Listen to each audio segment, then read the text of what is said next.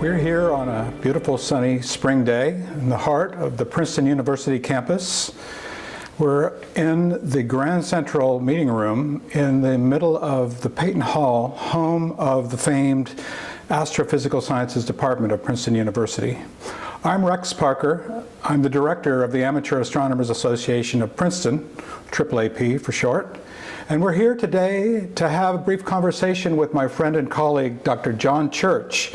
John is a longtime member of the AAAP and has contributed in many ways to our observing programs, our outreach, our lectures, theoretical astronomy, and has a few thoughts that he can bring to the table today about his past experience in AAAP and in astronomy in general. So welcome, John. It's good to have you here. Thank you. I'm so happy to be here. I'm honored, in fact, to be here, that you're taking the time and the energy to do this.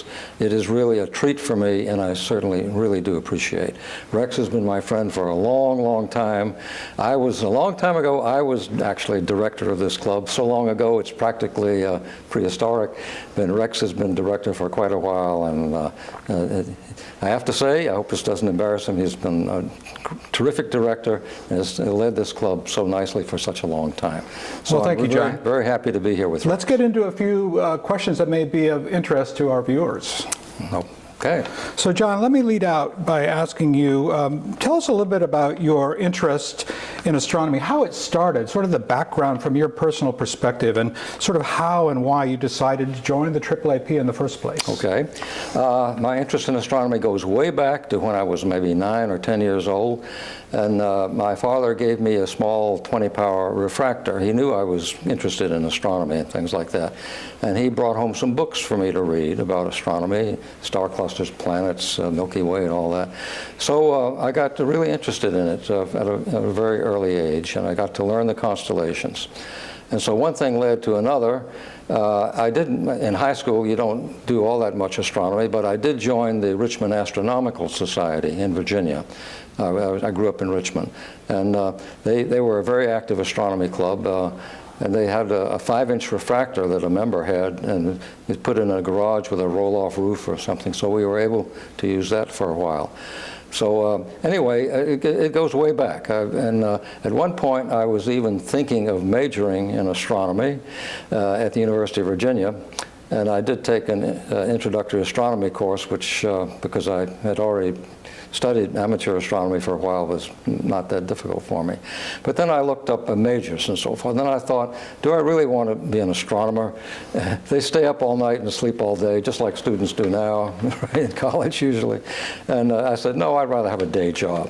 So as much as I loved astronomy, I decided to give up that idea as a career, and I became a chemistry major. I almost was a physics major. I was recruited into the physics program, but I thought, well, physics is great, but it has more math in it than perhaps I could ever do, which it still does, and even more so now. Chemistry has math and physical chemistry, as I'm sure Rex could testify as well, and I thought chemistry would be a better fit for me. So I decided to major in chemistry. And then after getting my bachelor's degree, I went on to graduate school in Wisconsin and did some physical organic chemistry. And when I graduated, I was so lucky. Actually, before I graduated, it turned out that there was a job opening right here in Princeton for someone with my background in cellulose and wood chemistry and polymer chemistry and things like that. They were opening a brand new lab on North Harrison Street. And I could have wound up in some, I don't know where, but I said, Princeton, oh boy, this is the place I gotta be. So I accepted the job, which they kindly offered, and I've been in this area ever since 1964. So John, your life and mine have a parallel in the sense that you, like me, saw that going into science in a more practical field, perhaps, at least pragmatic at the time, and the ability to actually have a paying job, was a good way to fund your future interests in astronomy. Absolutely, no question about it. So I didn't become an astronomer except as an amateur astronomer, which I've been doing for a while now, and I have my own 4-inch refractor, which I used to use all the time. Anyway, so that's the basic background, and I'm so happy to have been a member of the AAAP for this length of time. And I've met all these wonderful people, and in a place like Princeton, you know, how can you go wrong? I mean, it's just such a place to be if you like science. Well, on that note, John, do you feel that astronomy is as relevant to us personally as well as the nation and really the world today as it was when you first started? Yes, absolutely it is. It is, and for one big reason, that we need to know more about the universe as a whole rather than just our own Earth. Our own Earth is such a small speck in the cosmos, and that's very important to us, obviously. I mean, we live here. But you have to put things in perspective. And what better way to put things into perspective than look at the big, beautiful universe out there, see all the places where there might be life, and maybe we hope there is life. The problem is, of course, we can't really get there from here very easily. Everything is so far away, but nevertheless, if we can find out that there is life somewhere, it would be a big boost. And we would love to know that. It's going to be hard to do, but it would be great if we could find that. As we continue to learn more in the science of astronomy, astrophysics, and related fields, astrochemistry, astrobiology are new emerging fields. Yes. Do you feel the odds of us finding life out there outside of Earth have actually improved while you've been an astronomer? That's a hard question. I would like to say yes. But the fact of the matter is things are so far away, it's really hard to zero in on anything. We look for exoplanets. We do find exoplanets, but they're usually large Jupiter-like things. To see something the size of Earth at such distances is going to be a real stretch. I am worried that we probably cannot do this. Nevertheless, you don't know. Maybe we do get visitors from time to time. We think we do from outer space. At least some people think we do, whether we really do or not. And then everybody gets in a tizzy, oh, they're coming for us. That I doubt. But still, whatever we can do in this area to see if there is life elsewhere would be a big plus for me personally. And I hope we actually can get lucky and find life someplace. Well, then as we get into the idea of looking and observational astronomy, which has been a big part of your contribution to AAAP, I'd like to talk a little bit about one of the great treasures in our club, and that is the Hastings-Byrne refractor, the amazing 6¼ inch objective lens of the Hastings refractor. Really, the entire telescope go back to the 1800s. Yes. And John, you were really instrumental in bringing that into the club. You have a personal role, a very strong role in how the instrument was acquired by the club. Can you tell us a little bit about the story of how you acquired the telescope and how it became a fixture in our club's observatory? Okay, thank you for asking that question. It's a very long question, and I'm afraid the answer will be kind of long. All right. Okay. Well, to begin at the beginning, which I guess you should always do, this lens was ground and polished and figured by Charles Hastings of Yale University back in 1879. And he had apprenticed himself to European opticians. He had gone over to Europe. He wanted to learn how to do telescope lenses. He was a physics person, but he wasn't an optics person yet until he went to Europe and learned how to do this. So he came back from Europe, and he decided he wanted to make some lenses using his own theories of optical corrections. And he did that. He wrote it all up. It's all published in a journal called the American Journal of Science and in the circulars of the Johns Hopkins University, with which he was also associated. And are still available today online. Yeah, still available. Well, some of them are available online. Some of them you actually have to go to a library and see if you can. Most everything is available online now. So you can look, you seek, and you shall find. You'll probably find it. Anyway, so he started off, he made a 4-inch lens. And it didn't work all that well. He said, but he had his theory of optical correction. He said, I'm going to try this again. So he got some glass blanks that he had bought in Europe, one made of crown glass and the other made of flint glass, which you need both types of glass to make an achromatic objective. And so he did it again, and he made this lens that we're so lucky to have right now. And he did such a great job on it that it's still with us to this day, more than 140 years later, and it is outstanding in one particular respect. It is aplanatic. It has no spherical aberration and no visible coma. When I got let me go back and say how I came into possession of it. The telescope that Hastings made, he gave it to his friend Rockwell, Charles Rockwell of Tarrytown, New York, who was a patron of Hastings and supplied him with some funds to carry out his research. So in gratitude for having supplied the funding in part, Hastings gave the lens to Charles Rockwell, and Rockwell arranged to have it mounted by a company called John Byrne in New York City, a maker of telescopes on his own. So it got mounted and got put into the observatory in Tarrytown, New York.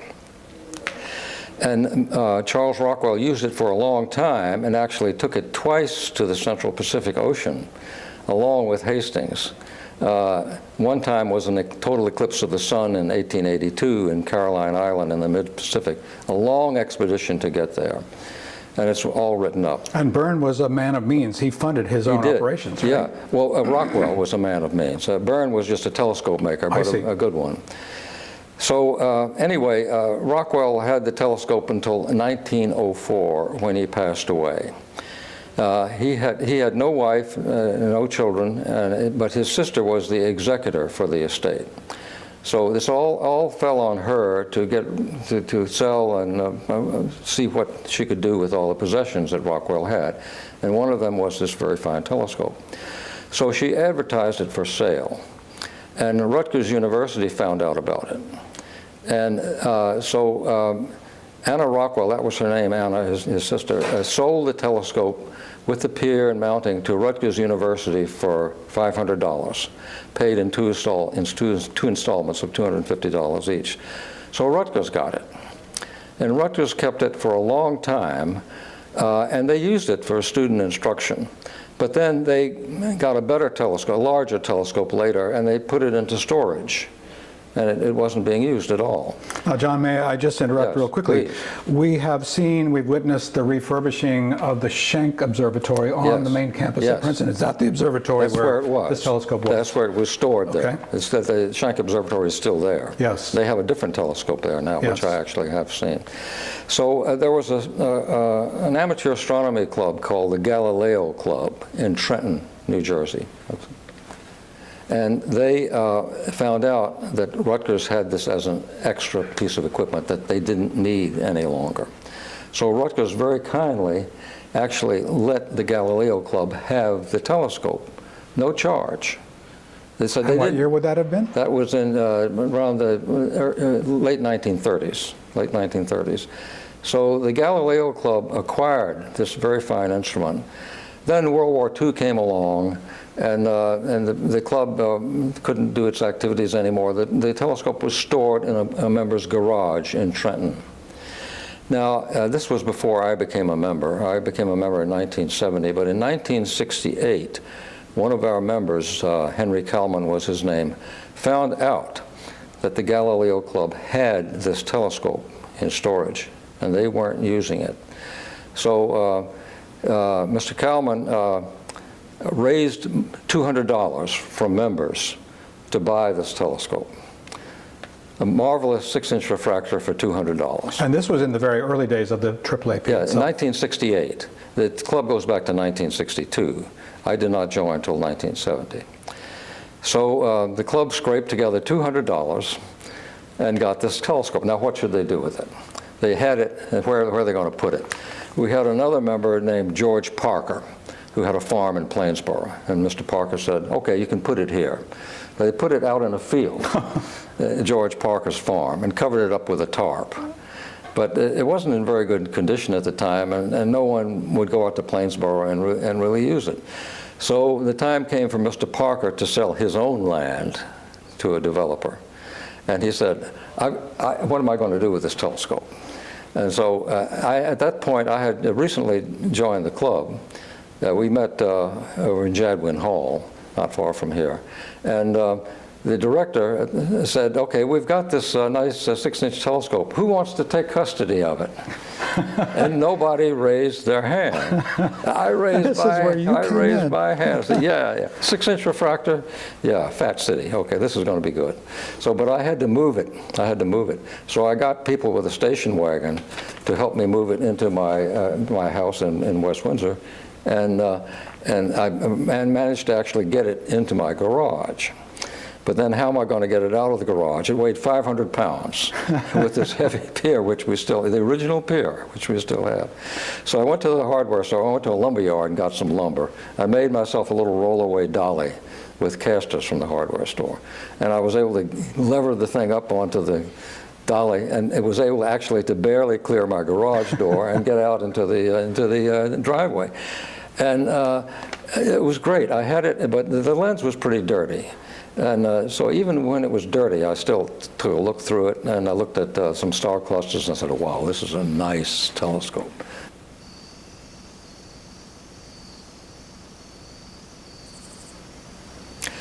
So John, you yeah. basically rescued the Hastings refractor from oblivion. Well, I don't know what would have happened to it otherwise. It might have gone on the market. So anyway, so I had the telescope at home, and the lens was dirty inside between the two elements, the crown element and the flint element. So it was really, it had to be better than that. So I ventured to clean it. Very carefully, I disassembled the lens. There was a retaining ring, and I had to take it off and turn it upside down on the soft cushion to make sure that nothing happened. And the two elements came apart very nicely. They were not stuck together. And I just I cleaned them with Windex, okay, to get all the dirt and grime off very carefully, of course.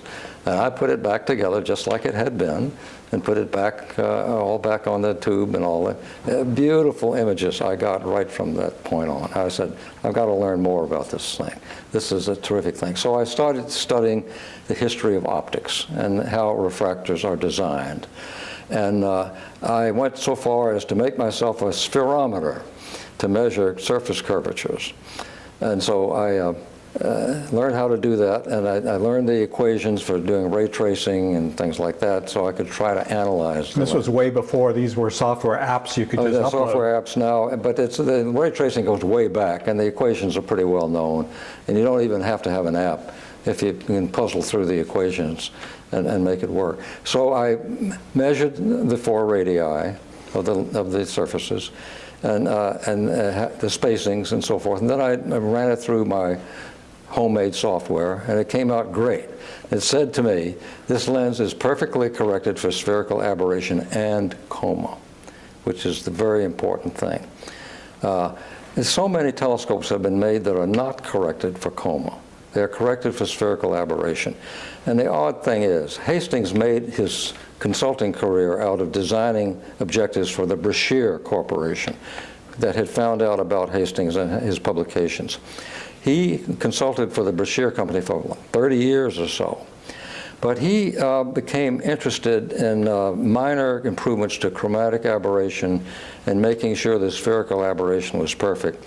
So he did not pay the same attention to coma that he used to pay with this one lens. And there were other problems, because commercially, when you make these objectives, you have to take some manufacturing shortcuts. You want to avoid making too many of these grinding tools. Now, with a lens that's corrected for coma and spherical aberration, you should have 4 separate surface curvatures. But the way they did it, and the way the Clarks did it too, they tried to economize and not to make so many tools. So they made some of the radii the same, exactly the same. Well, and that's not good. You can correct spherical aberration that way, but you can't correct coma that way. So that was a very important manufacturing situation. You can't make it too expensive, otherwise the people who are getting it can't pay you. So most of the lenses, in fact, all of the lenses that Brashear made later, were somewhat less satisfactory as far as coma is concerned. They're very well corrected for spherical aberration and chromatic aberration. So those who may watch this interview at some future date might have the opportunity to go out there and witness personally by viewing through an eyepiece at the Hastings refractor and realize how phenomenal this telescope really is, especially for planetary and other planetary. You have it in the center of the field where coma doesn't matter, but if you have say the double cluster or something where you need the wide field, With some telescopes, you might see a little comet-shaped images of the stars at the edge of the field. You won't see it here. So now that this beautiful and ancient refractor is one of the centerpieces of the AAAP's observatory at Washington Crossing State Park, it brings to mind, what about the history of that observatory? I understand you were a pivotal figure in its creation. Well, I and many others. In the mid-1970s, we decided that, number one, this telescope needed a good home. And we had some other telescopes that also needed a good home. So the idea came up, let's build an observatory. It's a big deal to do this, as we all found out. And fortunately, we had a member, Dick Peary, in the club who worked at the planetarium in Trenton, and he had a good connection with the state. And we have Washington Crossing State Park. So through Dick's good offices and the offices of the planetarium, we arranged, it was arranged to rent a piece of land in Washington Crossing State Park. And we did that, we signed a lease, and we still have that piece of land. It's almost an acre in size. Lease is coming up for renewal. Lease is coming up for renewal again. And so anyway, so we said, okay, we're going to build an observatory. Okay, oh yeah, not so easy. We had the land, and we had an engineer, Carl Kohler, in the club, a civil engineer. And he was able to design this building for us very nicely. He spent a lot of time on it, and he actually supervised the construction. If we hadn't had an engineer in the club who could do this, I don't know what we would have done. We would have had to hire somebody. But, well, your design and construction were good ones because they've stood the test of time, much as has the refractor, and it's still going strong out here today. Yeah, so anyway, so we said, okay, we're going to build an observatory. We didn't have any money. We had $100 or $200 in the treasury. So many members conducted fundraising operations. They had something called Star Wash, where they washed cars and people would pay. They did all kinds of things, and we tried to scrounge up money, and we operated on a shoestring, really. It was from hand to mouth. And so money would come in, and we had to buy all the stuff, the lumber, the cinder blocks and everything. So we went out there and we dug the foundation, and by the way, Freeman Dyson was a club member at that time, and he was very interested in amateur astronomy. He helped us build. So now, just for the record, this is the Freeman Dyson of the Institute for Advanced Study here in Princeton. Yes, the Freeman. He got to be very good friends with everyone in the club. And I had the honor of laying the entire fourth tier of the east wall of the observatory one Saturday with Freeman. Together we put the cinder blocks in place and mortared them in place.